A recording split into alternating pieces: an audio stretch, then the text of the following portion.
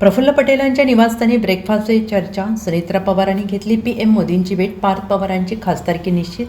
पंतप्रधान नरेंद्र मोदी आणि उपमुख्यमंत्री सुनेत्रा पवार यांच्यात आज 11 जानेवारी दिल्लीत साधारणतः 40 मिनिटांची बैठक झाली आणि या बैठकीत विविध राजकीय आणि प्रशासकीय विषयांवर चर्चा झाल्याची माहिती आहे. अजित पवार यांच्या निधनाबद्दल पंतप्रधानांनी शोकसंवेदना व्यक्त केल्या. तसेच राज्याच्या राजकारणात त्यांच्या योगदानाचा उल्लेख करत कुटुंबियांसमवेत सहवेदना व्यक्त केल्याचं सांगितलं.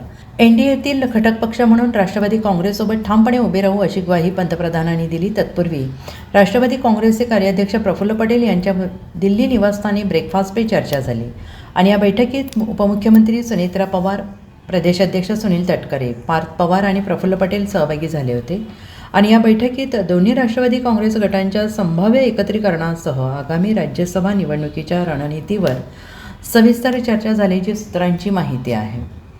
राज्यातील बदलत्या राजकीय समीकरणांच्या पार्श्वभूमीवर एकत्रीकरणावर चर्चा झाल्याचं समजत आहे.